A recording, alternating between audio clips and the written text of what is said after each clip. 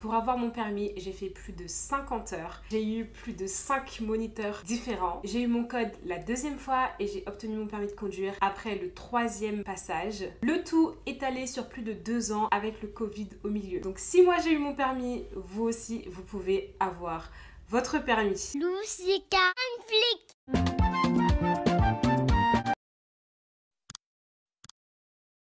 Hey guys, j'espère que vous allez bien, ça ne va pas receler ma joie, je vous en ai vraiment plein de joie. Bienvenue dans cette nouvelle vidéo où je vais vous partager mes péripéties pour obtenir mon permis dans le but d'encourager tous ceux qui souhaitent passer leur permis dans les prochains mois, les prochaines années, etc. Le permis pour certaines personnes c'est super facile, du premier coup hop ils l'ont, et pour d'autres personnes c'est plus compliqué. Je fais partie de ces personnes pour qui ça a été un peu plus compliqué. J'ai tout fait, ornicar, permis en province, auto-école classique, conduite accompagnée. Vraiment, j'ai tout fait. Maintenant, ça fait 1 an et demi que j'ai mon permis. Donc, je vais vous partager mon histoire par rapport à tout ça et quelques conseils, bien sûr, pour le permis. Tout commence en 2019, l'année où je suis en terminale, où donc j'ai le bac à passer. 2019, je passe mon code. Alors, je le passe pour la première fois en février 2019 en candidat libre avec la Poste. Donc, j'avais révisé via une application. Je ne sais plus si elle existe toujours. Si elle existe, je vais vous mettre le nom, mais je ne me souviens plus du tout. Et donc, j'ai passé mon code de la route pour la première fois avec la Poste en candidat libre. Je l'ai passé, je ne l'ai pas eu à une faute près. C'est-à-dire que j'ai fait 6 fautes au lieu de 5. Donc, voilà, je ne l'avais pas eu. J'étais un petit peu dégoûtée. Et à ce moment-là, je me suis dit, ah c'est bon, je mets ça de côté, je vais passer ça plus tard.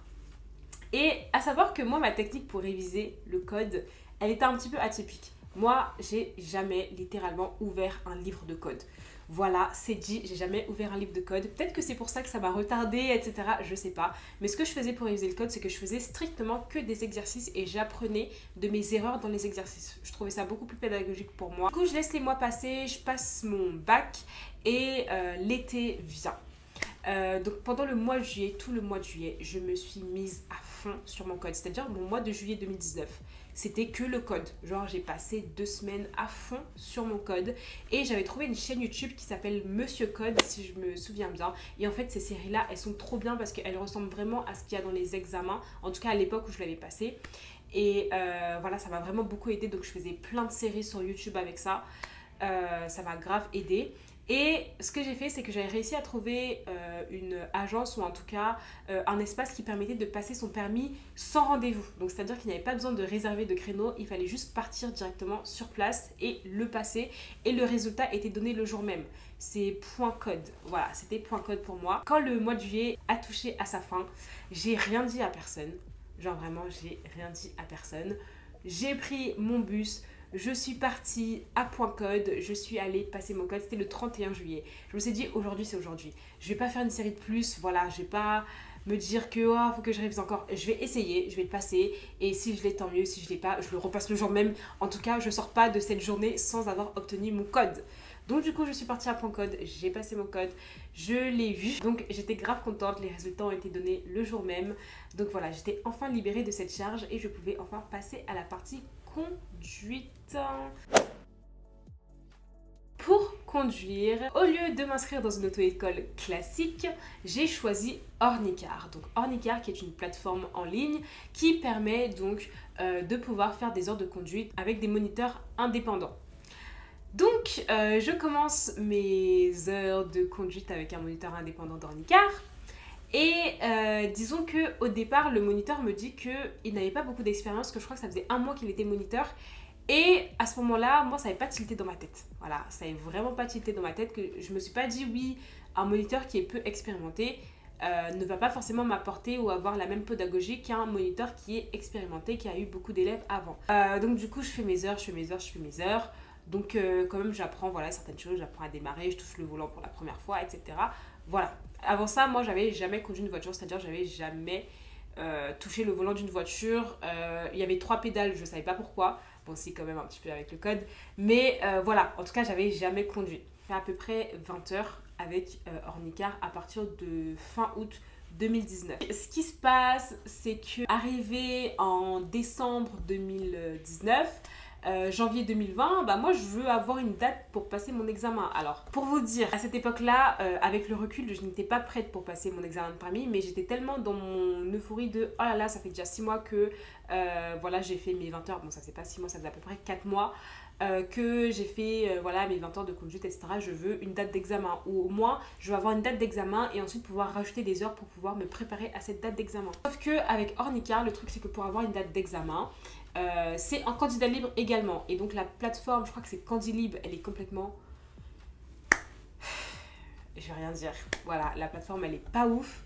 Et donc en fait c'est super difficile d'avoir une date d'examen. Voilà. Dans mon secteur, je n'arrivais pas à avoir de date d'examen, même dans les secteurs aux alentours. Bah, après c'est l'Île-de-France, donc voilà, il y a beaucoup de candidats, donc c'est un peu plus compliqué. Ça m'a saoulée, je voulais vraiment avoir une date et tout. À un moment j'avais réussi à avoir une date mais elle avait été annulée, donc vraiment c'était n'importe quoi. À un moment, qu'est-ce qui se passe, c'est qu'une personne proche de moi passe son permis avec une agence qui s'appelle Permis en province. Je me dis ah mais je connaissais pas, je regarde un peu, je demande des renseignements. En fait je comprends que le système c'est quoi, c'est que tu viens, on te donne une date qui peut être dans une semaine, moins de 10 jours en tout cas.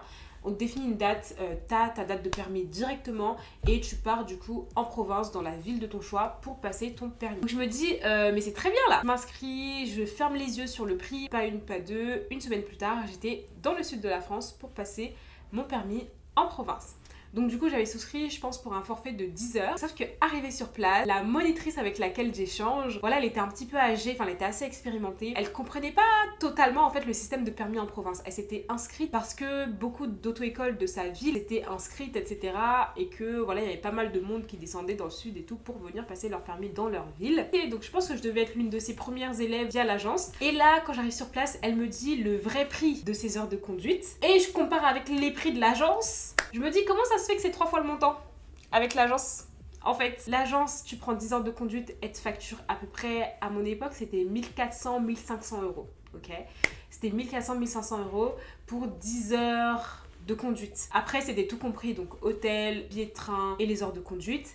Mais hôtel plus billet de train pour 5 jours, ça faisait pas plus de 600 euros. Alors, ça faisait pas plus de 600 euros. Sur place, j'apprends que le prix des heures de conduite est doublé, voire triplé. Je rajoute des heures de conduite avec la monitrice directement et je lui paye directement son montant à elle en fait. Je passe 5 jours où je fais que conduire matin, midi, soir. Arrive la date d'examen. Je passe mon examen et en fait il faut savoir que la ville où j'étais partie, il y avait beaucoup de ronds-points. La ville en question c'est Tarbes, pour ceux qui connaissent, voilà, c'est à côté de Lourdes, vraiment dans le sud, genre vers Toulouse et tout. Et ouais, bref. Voilà, c'était aussi un peu perturbant à mon niveau parce que, en fait, elle me donnait des consignes qui allaient à l'encontre de ce que j'avais appris précédemment. À ce moment-là aussi, quand j'ai passé mon permis pour la première fois, j'avais encore peur de conduire. Voilà, j'avais encore peur de la route et tout. Genre, franchement, la route, ça me faisait peur. Donc, j'ai quand même passé mon examen. Je ne l'ai pas eu. J'ai pleuré toutes les larmes de mon corps dans le train du retour. Genre, vraiment, j'étais dégoûtée. Rien qu'à la fin de l'examen, je savais que... c'était pas bon, je savais que c'était pas bon. J'avais quand même plus ou moins bien conduit, mais j'avais fait une faute éliminatoire, à savoir que j'avais fait une queue de poisson à un poids lourd. Donc j'avais dépassé un poids lourd et en fait je m'étais rabattue trop tôt et en gros il aurait pu ne pas me voir en fait et c'était super dangereux. Et donc c'était considéré forcément comme une faute éliminatoire. Voilà comment j'ai raté mon premier examen de permis. Guys, je suis en train de faire le montage et je me rappelle de vous dire que la première fois que j'ai passé mon permis de conduire, j'avais besoin de lunettes et je ne le savais pas. C'est d'ailleurs justement en apprenant à conduire que j'ai appris que j'étais myope. Alors, j'ai pas une grosse correction, mais n'empêche qu'à certains niveaux de la route, je ne peux pas lire certaines indications, certaines directions, et c'est en passant mon permis en province que je l'ai appris. C'est-à-dire que le premier moniteur que j'avais eu n'avait jamais remarqué que j'étais myope. Moi-même, je savais pas que j'étais myope, donc voilà, c'est la monitrice à Tarbes qui l'a remarqué et donc dès mon retour de Tarbes, je suis allée me faire mes lunettes et forcément ça m'a aidé plus tard dans ma conduite. Donc n'hésitez pas à faire un examen ophtalmologique si vous pensez que vous voyez pas très bien de loin ou de près ou autre lorsque vous vous apprêtez à passer votre permis, vraiment. Ensuite, je suis remontée sur Paris et c'était fin février 2020. Voilà, en plus à ce moment-là, j'étais en fac de droit et tout. Donc vraiment, février 2020, j'avais l'impression que rien n'allait dans ma vie. Genre vraiment, j'étais au bout. J'avais raté mon permis, la fac de droit. J'étais là, mais je savais que je voulais plus être là. Il y avait Parcoursup en même temps. Et vraiment, un moment, j'étais grave perdue dans ma vie. Mars 2020 arrive le Covid. Là, forcément, toutes les auto-écoles ferment. En gros, je crois que les auto-écoles ont commencé à réouvrir seulement en été. À la rentrée de 2020, donc je m'étais réorientée et donc là, j'étais plus à la fac de droit, j'étais maintenant dans un IUT qui était plus proche de chez mes parents. Donc du coup, j'étais revenue vivre chez mes parents. Enfin, j'étais revenue vivre chez mes parents depuis le Covid de toute façon. Donc je me suis dit, je vais m'inscrire dans une auto-école classique chez mes parents parce que c'est bon, permis en province, en Icare, ça n'a pas marché, on va peut-être passer par la solution traditionnelle. Donc je me suis inscrite là-bas, j'ai commencé à conduire. En fait, ce que j'ai bien aimé avec eux, c'est qu'ils n'étaient pas dans une optique de te faire passer des heures juste pour faire passer des heures. Parce qu'il y a des auto-écoles, c'est trop en mode, dès que tu as dépassé les 20 heures et que tu commences à t'approcher de la date de permis, on te dit, ah mais rajoute une heure, etc. Non, eux, ils étaient vraiment dans un mood où ils se disaient, on te fixe une date, dès qu'on a la date, on place toutes les heures avant en fonction de cette date-là pour que tu puisses être prêt pour l'examen. Enfin, ils étaient vraiment très pragmatiques, ça, j'aimais beaucoup. Donc du coup, je m'inscris en octobre 2020 avec les démarches, etc. Ça prend un peu de temps. J'ai repris la conduite en hiver 2020, je pense, soit fin décembre, janvier comme ça, avec l'auto-école. Et donc du coup, j'avais repris un forfait de 20 heures parce qu'il fallait complètement refaire ma conduite. Et les 10 premières heures, franchement, c'était dur. Le moniteur il était vraiment dur avec moi et je le remercie pour ça. Parce que vraiment, voilà, il m'a réappris à conduire, il m'a réappris à rétrograder, passer les vitesses, etc. Enfin, vraiment, il m'a tout réappris. Vraiment dur, mais ça a porté ses fruits. Parce qu'en gros, les habitudes de conduite, une fois que tu les prends, tu les gardes un peu pour toujours, quoi. En avril, on m'annonce ma date de permis qui était en mai, il me semble. On place des heures en fonction de ça. Et je passe mon examen de conduite en mai, donc dans la ville où j'ai grandi, avec l'auto-école du coup dans la ville de mes parents. Et malheureusement, je n'obtiens pas mon permis. Alors, dans quel mood j'étais quand j'ai passé mon permis pour la deuxième fois? Là, j'étais beaucoup plus détendue, j'étais beaucoup plus confiante. J'avais quand même encore un tout petit peu peur de la route, mais j'étais déjà beaucoup plus confiante que la première fois que j'ai passé le permis. Genre vraiment rien à voir. La première fois que j'ai passé mon permis, franchement, j'aurais même pas dû le passer. Mais la deuxième fois, vraiment, je me sentais mieux. La faute que j'avais faite, elle était tellement stupide parce que, encore une fois, j'ai fait une faute éliminatoire. J'avais bien conduit, mais j'ai fait une faute éliminatoire qui a tout gâché. Pendant que je passais mon examen, l'inspectrice m'a demandé d'aller dans un parking, de me garer en marche arrière sur une place précise. C'est-à-dire que tout le parking était libre, mais elle voulait que je me gare à cette place. J'ai réussi à me garer au bout de la deuxième fois. Enfin, j'ai dû faire une petite manœuvre et tout, voilà, pour réussir à me garer. Au moment de sortir du parking, j'étais tellement en fait dans mon euphorie de oh là là, j'ai mis du temps à bien me garer, est-ce que elle va se dire que je sais pas me garer, etc. J'étais tellement dans ça qu'au moment de sortir du parking, il y avait un stop et je me suis pas en fait complètement arrêtée au stop. J'ai freiné fort, mais je me suis pas complètement arrêtée avec l'embrayage. Elle met le pied sur l'embrayage et c'est là je me dis oh c'est bon, elle a mis le pied sur la pédale, donc c'est beau, c'est fini, c'est mort, j'ai pas mon permis. Mais j'avais quand même encore un peu d'espoir. Je me suis dit peut-être qu'elle va être indulgente, je sais pas, peut-être qu'elle va être indulgente et qu'elle va me le donner, je sais pas. On obtient les résultats et malheureusement je ne l'ai pas eu. Je fais un peu une pause des heures de conduite parce que là j'en peux plus. Genre là j'étais dégoûtée parce que pour le coup j'étais vraiment beaucoup plus prête et j'avais traversé toute cette épreuve de refaire encore plus de 20 heures de conduite. Je pense que j'avais fait à peu près 24 heures comme ça. Donc voilà, là voilà, j'ai accumulé à peu près 20 heures chez Ornicar, à peu près 15 heures permis en province, à peu près 25 heures l'auto-école classique. Là j'étais en mode non c'est bon, je suis fatiguée. Avec mon auto-école, ce qu'on a décidé de faire, c'est de me mettre en conduite accompagnée avec mes parents, parce que du coup, j'ai la chance d'avoir mes deux parents qui sont véhiculés, qui savent conduire, qui ont leur permis depuis longtemps. Pendant quelques mois, j'étais en conduite accompagnée. Voilà, à la rentrée 2021, j'avais déménagé, donc du coup, je pouvais plus conduire autant qu'avant. En mars 2022, après mon anniversaire, je suis vraiment en mode non, là c'est bon. Là c'est bon, je viens d'avoir 21 ans, j'ai commencé à faire mes premières heures de conduite, j'avais 18 ans. Là, il faut que je le passe, il faut que je l'aie et que ça soit réglé, bouclé en fait.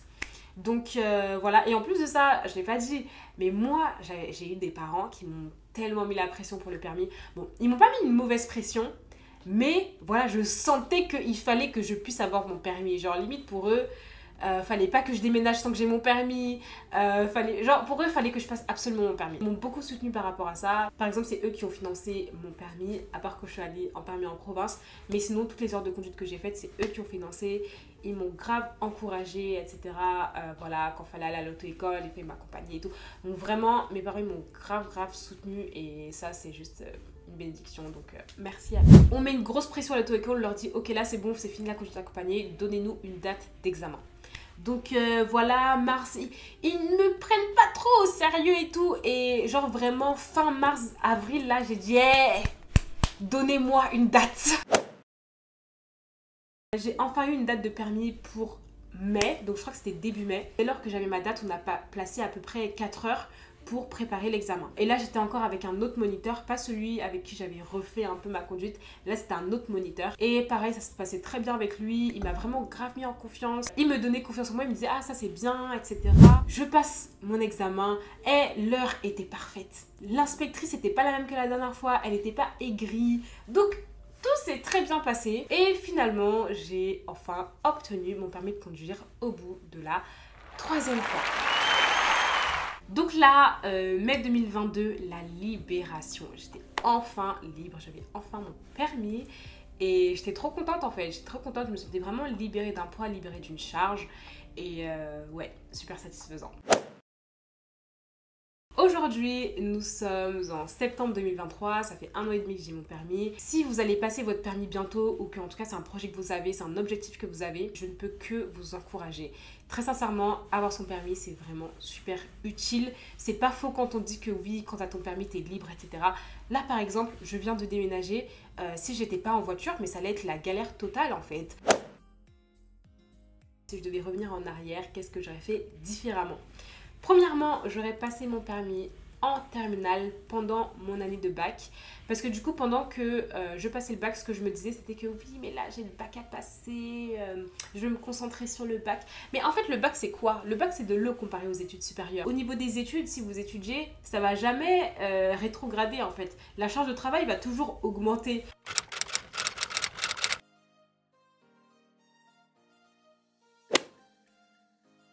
Vous pouvez réussir à gérer, à obtenir votre permis et le bac en même temps, en fait, surtout si vous étalez bien vos heures, si vous faites par exemple 2-3 heures par semaine, voilà, si vous étalez bien, c'est bon en fait. Ensuite, qu'est-ce que j'aurais fait différemment? J'aurais passé mon permis en automatique.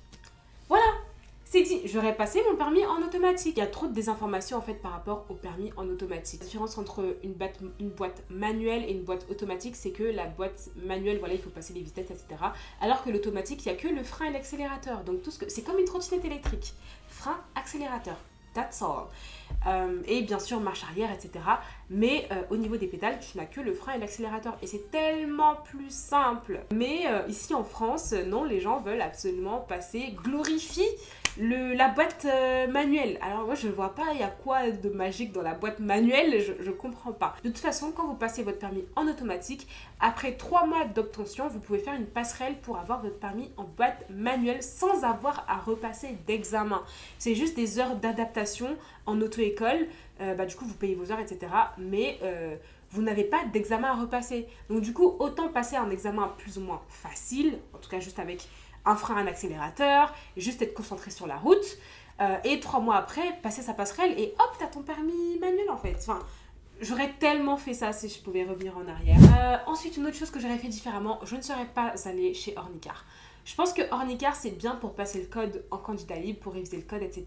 Mais pour moi, ça s'arrête là. En fait, pour les moniteurs indépendants, c'est tellement aléatoire. On peut autant tomber sur des pépites, donc des moniteurs qui sont très bien, qui sont expérimentés et tout, comme on peut tomber sur des moniteurs qui sont beaucoup moins expérimentés. Et surtout aussi pour obtenir sa date de permis, c'est un peu plus compliqué en fait, c'est à nous de gérer pour pouvoir obtenir sa date de permis, alors que quand on est dans une auto-école classique, c'est l'auto-école qui s'occupe de tout. Ensuite, permis en province. Alors, si vous souhaitez faire une technique à la permis en province, je vous conseille de le faire vous-même en fait. De ne pas passer par une agence, mais de vous-même vous organiser avec une auto-école qui est en province. Alors, province, ça peut dire mille et une choses. Par exemple, si vous êtes en Île-de-France, si vous choisissez une ville au fin fond de la Seine-et-Marne, c'est déjà bon, c'est déjà de la province. Et en plus, vous n'aurez pas forcément à prendre de billets de train pour aller hors Île-de-France et vous pourrez vous organiser comme vous souhaitez. Organisez-vous vous-même. Alors, c'est un peu de logistique, de réussir à trouver une bonne auto-école dans une ville en province. Contactez l'auto-école, vous appelez si vous pouvez, vous envoyez un mail, etc. Et vous leur expliquez un petit peu votre situation, que vous avez besoin d'une date d'examen rapidement. Il y a certaines auto-écoles même qui ont déjà un système comme ça en place, donc un système de permis accéléré et tout en place. Vous payez ce que vous avez à payer et vous passez comme ça en fait. 10 heures pour 1500 €, c'était un peu beaucoup. J'aurais pas fait ça si je devais revenir en arrière. Voilà à peu près les choses que j'avais fait différemment pour mon permis. Voilà, en tout cas c'était une aventure et je suis bien contente d'avoir eu mon permis. Et voilà, j'encourage toutes les personnes du coup à passer votre permis, obtenir votre carte rose et voilà, être libre. Pour clôturer la vidéo, je tiens à remercier mes parents qui ont vraiment été un vrai soutien pour moi, pour le passage de cet examen. Tous mes proches aussi qui m'ont soutenu par rapport à ça. C'est tout pour cette vidéo. Dites-moi en commentaire si vous avez votre permis ou pas, ou de combien d'heures vous avez eu votre permis. Et pour celles et ceux qui souhaitent passer le permis, mettez en commentaire le mois et l'année à laquelle vous souhaitez obtenir votre permis. Et peut-être revenez ici à cette période et peut-être que vous l'aurez obtenu et puis venez témoigner. C'est tout pour cette vidéo. Merci de l'avoir suivi. Je vous envoie plein d'encouragement et je vous dis à une très prochaine vidéo. Bye bye. Lord, I'm separated. I'm living life for you. I lay my life down at your feet for your use.